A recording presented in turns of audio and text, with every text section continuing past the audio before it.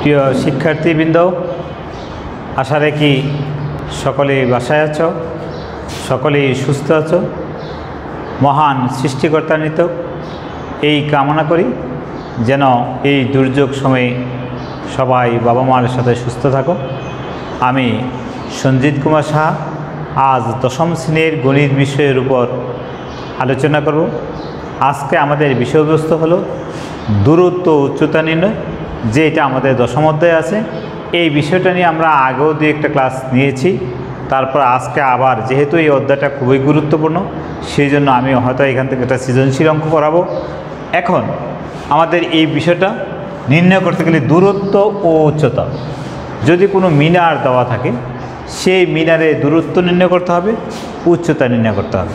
কিন্তু এই বিষয়গুলো জানতে গেলে যদি মনে করো আমরা এরকম একটা মিনার দেওয়া আছে, তাহলে এখন এই মিনারের সাথে একটা ছায়া দৈর্ঘ্য দেওয়া আছে। এটা যদি সূর্য এদিকে চলে যায় তখন ছায়াটার দৈর্ঘ্য একরকম হবে, আবার সূর্যোদয় যদি এইখানে থাকে তখন ছায়াটার দৈর্ঘ্য আরেক রকম হবে।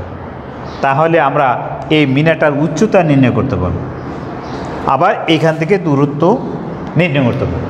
এই বিষয়গুলো নির্ণয় করতে গেলে আমাদের কিছু কিছু বিষয় জানতে হবে। যেমন ভূরেখা। ভূরেখা হলো ভূমির সমান্তরাল যে রেখা, সেটাকে বলা হয় ভূরেখা। অর্থাৎ এক্স ও এক্স ড্যাশ, ওয়াই ও ওয়াই ড্যাশ, এটাকে বলা হয় ভূরেখা বা শয়নরেখা, যেটা সমান্তরালভাবে থাকে। আর এটাকে বলা হবে ঊর্ধ্বরেখা বা উলম্ব রেখা। লম্বালম্বিভাবে যে রেখাটা থাকে সেটাকে বলা হবে ঊর্ধ্বরেখা বা উলম্ব রেখা। এই বিষয়গুলো আমাদের জানতে হবে। আর এটা হলো উন্নতি কোণ এবং অবনতি কোণ। এটা খুবই গুরুত্বপূর্ণ। আমাদের অনেক প্রশ্নেই কিছু কিছু প্রশ্নে উন্নতি কোণের প্রশ্ন আসে, আবার কিছু কিছু প্রশ্নে অবনতি কোণের প্রশ্ন আসে। তাহলে উন্নতি কোণটা কি? এখানে দুইটা সমান্তরাল রেখা আছে। এখন এই বিন্দু থেকে এই বিন্দুতে যে কোণটা উৎপন্ন করে, অর্থাৎ ভূমির সমান্তরাল রেখার সাথে যে কোণটা উৎপন্ন হবে সেটা হবে অবনতি কোণ। এই কোণটা হবে অবনতি কোণ। আর এইখানে যে কোণটা উৎপন্ন হবে সেটা হবে উন্নতি কোণ। এটা হবে উন্নতি কোণ। আর এটা হলো লম্ব। যদি এইটা লম্ব হয় তাহলে এই কোণটা হলো সমকোণ। এই কোণটা হলো সমকোণ। তাহলে এটা একটা সমকোণী ত্রিভুজ। এখন আমি এখানে আবার দুইটা সমকোণী ত্রিভুজ অঙ্কন করেছি। এই সমকোণী ত্রিভুজ থেকে আমাকে সিদ্ধান্ত নিতে হবে কোনটা লম্ব, কোনটা ভূমি, কোনটা অতিভুজ। কারণ লম্ব, ভূমি, অতিভুজ, এই যে তিনটা বাহু, এই তিনটা বাহুর সাথে আমাদের সাইন, কস, ট্যান, কট, সেক, কোসেক যে 6টা অনুপাত দেওয়া আছে, সেই অনুপাতগুলোর সম্পর্ক আছে। সেই সম্পর্ক বের করতে গেলে আগে আমাকে জানতে হবে এই যে সমকোণী ত্রিভুজ, এই সমকোণী ত্রিভুজের জন্য কোনটা লম্ব, কোনটা ভূমি, কোনটা অতিভুজ। এই সমকোণের বিপরীত বাহু এটা হলো অতিভুজ, আর এই সূক্ষ্মকোণের বিপরীত বাহু সেটা হলো লম্ব। সূক্ষ্মকোণ সংলগ্ন যেই বাহুটা দেওয়া থাকে সেই বাহুটা হলো ভূমি। সেই বাহুটা হলো ভূমি। শিক্ষার্থীরা এখন কি বুঝতে পেরেছ কোনটাকে লম্ব বলে, কোনটাকে ভূমি বলে, কোনটাকে অতিভুজ বলে? ঠিক তদ্রূপ এইখানে যদি আমার কোনটা দেওয়া থাকে, আমরা আগের মতন বলি সমকোণের বিপরীত বাহু এটা অতিভুজ,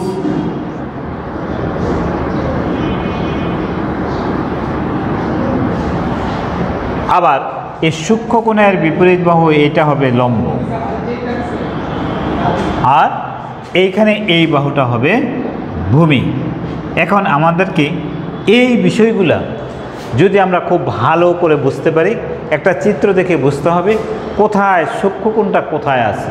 অর্থাৎ সূক্ষ্মকোণের সাথে সম্পর্কিত হবে কোনটা লম্ব, কোনটা ভূমি, কোনটা অতিভুজ।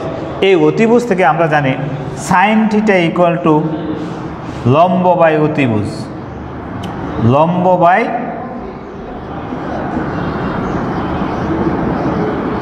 অতিভুজ। কস থিটা ইকুয়াল টু ভূমি বাই অতিভুজ।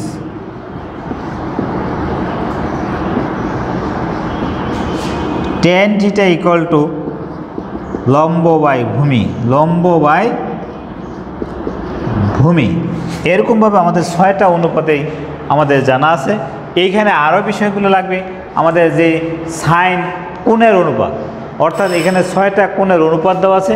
0 ডিগ্রি থেকে 90 ডিগ্রি পর্যন্ত যে কোণের পরিমাপ, অর্থাৎ সূক্ষ্ম কোণ, এই সূক্ষ্ম কোণের যে পরিমাপ অর্থাৎ যে মানগুলি দেওয়া আছে সেই মানগুলো আমাদের এই অধ্যায়ে কাজে লাগবে। এই অধ্যায়গুলো নিয়ে আমরা এই বিষয়গুলো নিয়ে আমরা আগেও অনেকবার আলোচনা করেছি। আজকে আমি তোমাদেরকে একটা সৃজনশীল অঙ্ক লিখব, সেখান থেকে দেখো শিক্ষার্থীরা, আমি এখানে একটা প্রশ্ন লিখেছি, এটা সৃজনশীল প্রশ্ন, একটু ব্যতিক্রমধর্মী সৃজনশীল। সাধারণত আমরা খুঁটির দৈর্ঘ্য, গাছের দৈর্ঘ্য, ঠিক আছে, নদীর বিস্তার, এই ধরনের অঙ্ক মান বের করেছে আমাদের বইগুলোতে। এটা বোর্ডে এসেছে, কুমিল্লা বোর্ড 2020 সালে এসেছে। সেটা হলে এরকম একটা উদ্দীপক দেওয়া, সেটা চিত্র দেওয়া আছে, 2টা চিত্র, এটা হলো চিত্র 1, এটা হলো চিত্র 2, এটা হলো চিত্র 2। এখন এই চিত্র 1 এবং 2 থেকে আমাদের এখানে 3টা প্রশ্ন করেছে, 3টা প্রশ্ন হচ্ছে। এখানে বলছে সাইন 3θ = কজ অফ 3θ হলে থিটা এর মান নির্ণয় করে। এটা একটা সহজ অঙ্ক, কারণ এখানে সাইন 3θ এবং কস 3θ, অর্থাৎ থিটার মান সাইন এবং কস কোন জায়গায় গেলে 2টা মান সমান, সেইভাবে আমরা করে ফেলব। এটা খুব সহজ বিষয়। এখন আমাদের এই যে খ নাম্বার যে বিষয়টা, চিত্র 1 হতে AB বাহুর দৈর্ঘ্য নির্ণয়, অর্থাৎ আমাকে এই বাহুটার দৈর্ঘ্য নির্ণয় করতে হবে। আমাকে কি করতে হবে? এই বাহুটার দৈর্ঘ্য নির্ণয় করতে হবে। এখন আমি যদি এই বাহুটার দৈর্ঘ্য h ধরি আর এটাকে x ধরি, তাহলেই আমরা হয়তোবা এটা করতে পারবো। এখন দেখো, খ নাম্বার প্রশ্নের জন্য আসি সমাধান। উদ্দীপক হতে পাই, উদ্দীপক হতে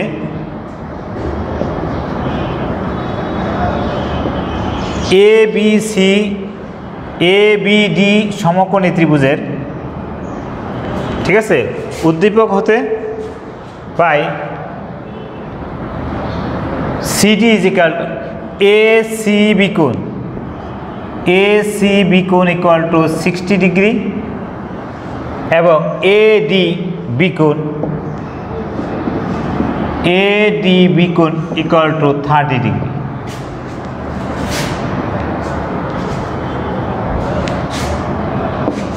এবং CD = 50 মিটার। ধরি AB = S মিটার এবং BC = X মিটার। এখন ABC সমকোণী ত্রিভুজে, তাহলে এই কোণটা কি? সমকোণ। ABC ত্রিভুজটা তাহলে কি ত্রিভুজ হলো? একটা সমকোণী ত্রিভুজ। এখন বলতে পারি, এখন ত্রিভুজ ABC সমকোণী ত্রিভুজে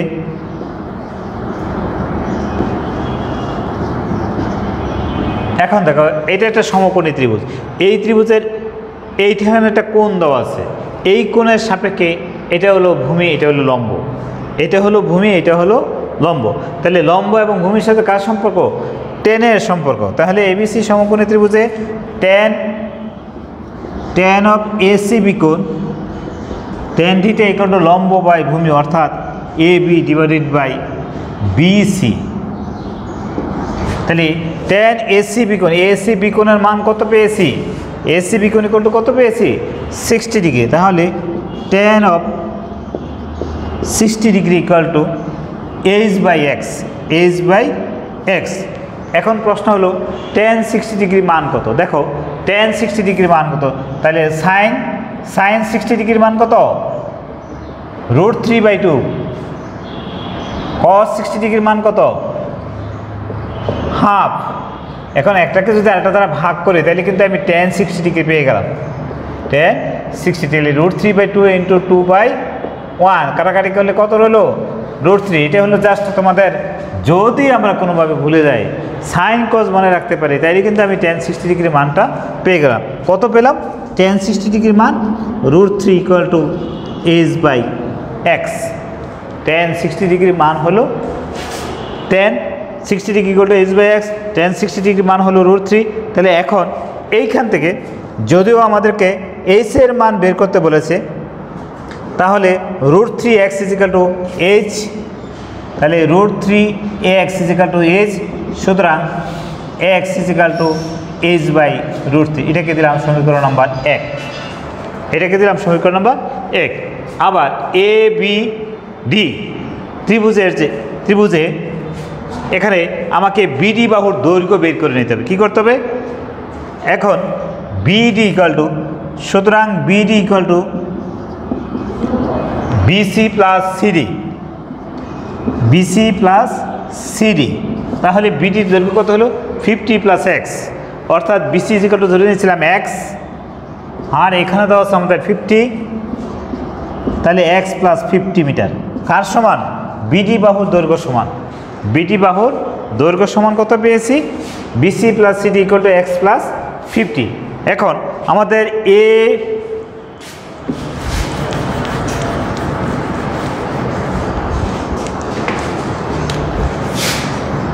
এখন এ বি ডি সমকোণী ত্রিভুজ এ বি ডি সমকোণী ত্রিভুজে tan of ADB কোণ, tan of ADB কোণ, tan θ = লম্ব বাই ভূমি, লম্ব ডিভাইডেড বাই ভূমি, অর্থাৎ AB divided by BD, AD divided by এখানে tan of 30 degree, tan of 30 degree = AB এর মান হলো h আর BD এর মান হলো 50 + x। BD কত পেয়েছিলাম? x + 50, তাহলে x + 50। এখন tan 30 ডিগ্রির মান হলো 1/√3, 1/√3 = h/x + 50। তাহলে এইখান থেকে আসতেছে বা √3h = x + 50, √3h, x এর মান কত পেয়েছি? h/√3, বসা এখানে h/√3 + 50। এটাকে এই পাশে নিয়ে আসি, √3h - h/√3 = 50। তাহলে এখন লসাগু হলো আমাদের √3, লসাগু হলো √3। এইটা নিচে এটা মনে 1 আছে, 1 দ্বারা √3কে ভাগ করলে 1, অর্থাৎ হর দিয়ে ভাগ লব দিয়ে গুণ, √3কে ভাগ করলে √3 দ্বারা যদি √3কে গুণ করি তাহলে 3h মাইনাস এটা দ্বারা এটাকে ভাগ করলে 1 দিয়ে গুণ h এর গুণ করলে h = 50। তাহলে 2h ডিভাইডেড বাই √3 = 50 বা 2h = 50 ডিভাইডেড বাই √3, তাহলে h = 50 ডিভাইডেড বাই, এখানে গুণ আছে ওই পাশে গেলে কী হবে? ভাগ হবে, 2 × √3, এতে জায়গা কাটলে 25, সুতরাং h = 25 ডিভাইডেড বাই √3। এখন কিন্তু আমরা নিয়ম মাফিক এই হরে অমূলত সংখ্যা রাখতে পারবো না। সেই ক্ষেত্রে আমাদের যে কাজটা করতে হবে বা h = হবে 25 × √3 ডিভাইড বাই √3 × √3, অর্থাৎ লব ও হরকে নিচে যদি অমূলত সংখ্যা থাকে সেই অমূলত সংখ্যা দ্বারা গুণ করে নিতে হবে। কাকে? লব ও হরকে গুণ করে নিতে হবে। তাহলে নিচে চলে আসবে 3, উপরে আসবে 25 × √3 = 25 × 1.73205 ডিভাইডেড বাই 3। এইটাকে যা রেজাল্ট আসবে সেটাই হবে আমাদের অ্যান্সার। ক্লিয়ার শিক্ষার্থীরা? এটা আমরা ক্যালকুলেটরে বসে ভাগ করে দিলে আমাদের অ্যান্সারটা চলে আসবে। বুঝতে পেরেছো শিক্ষার্থীরা? এইভাবে আমরা কার মান বের করলাম? চিত্র 1 হতে উচ্চতা h এর মান বলছে এবি বাহুর দৈর্ঘ্য। কারণ এবি বাহুর দৈর্ঘ্যটাকে আমরা কত ধরেছিলাম? এবি = কত ধরেছিলাম? h metre. AB = h metre ধরেছিলাম। তাহলে h এর মানটা হলো এবি বাহুর দৈর্ঘ্য। ক্লিয়ার? এই ক্ষেত্রে আমাদের উদ্দীপকের চিত্র দেওয়া থাকুক আর যাই দেওয়া থাকুক না কেন, আমাদেরকে একটু ঠান্ডা মাথায় স্থিরভাবে চিন্তা করলে আমাদের যে বইয়ের অঙ্কগুলো আছে সেরকমই হয় অঙ্কগুলো। এখন আমাদের বাকি যে গ নাম্বার যে অঙ্কটা আছে সেটার দিকে একটু নজর দেই, দেখি কিভাবে সমস্যা সমাধান করতে হয়। শিক্ষার্থীরা, এখানে গ নাম্বার একটা ত্রিভুজ দেওয়া আছে, এ বি সি, একটা সমকোণী ত্রিভুজ। তাহলে এই ত্রিভুজের ক্ষেত্রে এটা কি? ভূমি, এইটা হলো লম্ব, তাই না? আর এইখানে আরেকটা বিষয় দেওয়া আছে, এটার সাথে ইনক্লুড করে আরেকটা অর্ধবৃত্ত। কী দেওয়া আছে? অর্ধবৃত্ত। এই ক্ষেত্রে আমাদের জানি বৃত্তের ক্ষেত্রফল, বৃত্তের ক্ষেত্রফল equal to pi R square, pi R square. এখানে যদি অর্ধ বলে অর্ধবৃত্তের ক্ষেত্রফল, তাহলে pi R square divided by 2 লিখতে হবে। তাহলে এই ত্রিভুজের ক্ষেত্রফল যদি এই অর্ধবৃত্তের ক্ষেত্রফল একসাথে করে নিই, তাহলে আমার এই সম্পূর্ণ যে গাঢ় একটা চিত্র দেওয়া আছে, এই চিত্রটার ক্ষেত্রফল বের হয়ে যাবে। এখানে বলছে 2 নং চিত্র হতে গাঢ় অংশের ক্ষেত্রফল নির্ণয় করো। মনে করি এ বি সি একটি ত্রিভুজ, মনে করি এ বি সি একটি সমকোণী ত্রিভুজ। এখানে আমরা সমকোণী ত্রিভুজও বলতে পারি অথবা খালি ত্রিভুজও বলতে পারি। এ বি সি ত্রিভুজের, এ বি সি ত্রিভুজ A B equal to 8 metre, BC is equal to 12 metre, 12 metre. সুতরাং এ বি সি ত্রিভুজের ক্ষেত্রফল ইকুয়াল টু, সুতরাং ত্রিভুজ এ বি সি এর ক্ষেত্রফল, ত্রিভুজের ক্ষেত্রফল ইকুয়াল টু কি? হাফ ইন্টু ভূমি গুণন উচ্চতা, এটা আমরা জানি। তাহলে এই ত্রিভুজের ক্ষেত্রে যেহেতু আমি এ বি সি ত্রিভুজের ক্ষেত্রফল বলছি, তাহলে হাফ ইন্টু ভূমি গুণন উচ্চতা, আমরা এই ভূমির জায়গায় লিখব বিসি আর উচ্চতার জায়গায় লিখব কি? এ বি, এ বি এত বর্গ মিটার, বর্গ মিটার। এখানে হাফ ইন্টু বিসি হলো আমার 12 আর এটা হলো কত? 8, এত বর্গ মিটার। তাহলে এটা দ্বারা যদি এটা কাটে আমি 6, তাহলে 6 এটা কত? 48 বর্গ মিটার, 48 বর্গ মিটার। এটা কার ক্ষেত্রফল পেয়ে গেলাম? এবিসি ত্রিভুজের ক্ষেত্রফল পেয়ে গেলাম। এখন এবিসি ত্রিভুজের ক্ষেত্রফল পেয়েছি, কিন্তু আমাকে যদি এই অর্ধবৃত্তের ক্ষেত্রফল বের করতে চাই, তাহলে এই বৃত্তের ব্যাসার্ধ লাগবে, তাই না? কি লাগবে? বৃত্তের ব্যাসার্ধ। অর্থাৎ দ্যাট মিনস আমাকে এসি বাহুর দৈর্ঘ্যটা বের করতে হবে। কি করতে হবে? এসি বাহুর দৈর্ঘ্যটা বের করতে হবে। যদি এবিসি একটা সমকোণী ত্রিভুজ হয়, কারণ আমরা বলে দিয়েছি এবিসি একটা সমকোণী ত্রিভুজ, তাহলে এটা কি? সমকোণের বিপরীত বাহুটা কি বলছিলাম? অতিভুজ বলছি না? তাহলে সমকোণের ত্রিভুজের সমকোণের বিপরীত বাহু অতিভুজ, অর্থাৎ এখানে এসিটা হলো অতিভুজ। পিথাগোরাসের সূত্র অনুসারে এসি স্কয়ার ইকুয়াল টু কি? AB square plus BC square বলতে পারি। এখন আবার এবিসি ত্রিভুজের, এবিসি সমকোণী ত্রিভুজে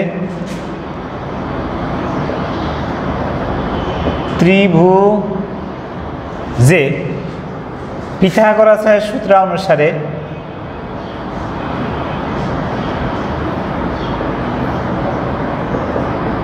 পিথাগোরাসের সূত্রানুসারে AC square equal to AC square equal to AB square plus BC square. তাহলে AC is equal to root of AB এর মান হলো 8 whole square plus 12 whole square, 8 8 64 plus 12 12 144। তাহলে কত? 6 6 10 0 1 1 4 5 5 6 11 1 2, এতকে বর্গমূল করো। এখন এই 210কে বর্গমূল করলে কত আসবে? যেই মানটা আসবে সেটা হলো কার মান? এসি এর মান। 210কে বর্গমূল করলে যে মানটা আসবে তার মানটা কার মান? এসি এর মান। তাহলে শিক্ষার্থীরা, আমরা যদি এটাকে বর্গমূল করি তাহলে আস্তে আস্তে 14.02, এটা আমরা ক্যালকুলেটর দিয়ে করে ফেলতে পারি, অথবা এই প্রক্রিয়া আমরা বর্গমূল করে নিতে পারি। ঠিক আছে, যেহেতু আমাদের ইউজ করতে দেয় ক্যালকুলেটর, আমরা এই 208 টিপে রুট করলে আমাদের রেজাল্টটা চলে আসবে। তাহলে এটা হলো কার মান? এসি এর মান। কার মান পেলাম? এসি এর মান। তাহলে এসি এর অর্ধেক আমার লাগবে, কারণ এটার এই যে অর্ধবৃত্তটা উৎপন্ন হয়েছে, অর্ধবৃত্তের ব্যাসার্ধ হলো এসি এর অর্ধেক। কার অর্ধেক? এসি এর অর্ধেক। লেখো অর্ধবৃত্তের ব্যাসার্ধ সমান, অথবা বৃত্তের সমান ব্যাসার্ধ আর equal to AC divided by 2 equal to 14.02 ভাগ 2 ইকুয়াল টু 7.1 বা 01, 7.01। ঠিক আছে, এটাকে ভাগ করলে হবে 7.01। তাহলে কার মান পেয়ে গেলাম? ব্যাসার্ধের মান। তাহলে এ বি সি, এখানে যদি আমি একটা ডি দিয়ে দিই, তাহলে এ সি ডি অর্ধবৃত্তের ক্ষেত্রফল। সুতরাং এ সি ডি অর্ধবৃত্তের ক্ষেত্রফল, ইকুয়াল টু হলো এখানে এবিসি ত্রিভুজের ক্ষেত্রফল, অর্ধবৃত্তের ক্ষেত্রফল equal to pi r square divided by 2, pi r square divided by 2। পায়ের মান হলো 3.1416 ইন্টু আর এর মান কত পেয়েছি? 7.01 হোল স্কোয়ার ডিভাইডেড বাই 2। এখন আমাদেরকে এই কাজগুলো করতে হবে, অর্থাৎ 7.01 হোল স্কোয়ার, এটাকে হিসাব করলে আমাদের এখানে একটা রেজাল্ট আসবে। কি আসবে? একটা রেজাল্ট আসবে। তাহলে রেজাল্টটা কত আসবে? 3.1416 ইন্টু 7.01 ইন্টু 7.01 ভাগ 2। তাহলে এটার ক্ষেত্রফল কত আসে একটু দেখো, তোমরা ক্যালকুলেটরতে গুণ করো। তাহলে আমরা তার ক্ষেত্রফল পেলাম। কার ক্ষেত্রফল পেলাম?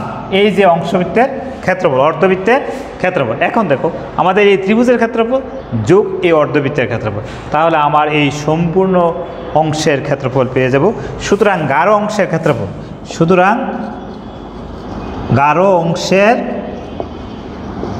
ক্ষেত্রফল, ইকুয়াল টু হবে এবিসি ত্রিভুজ ক্ষেত্রের ক্ষেত্রফল কত পেয়েছি? এত।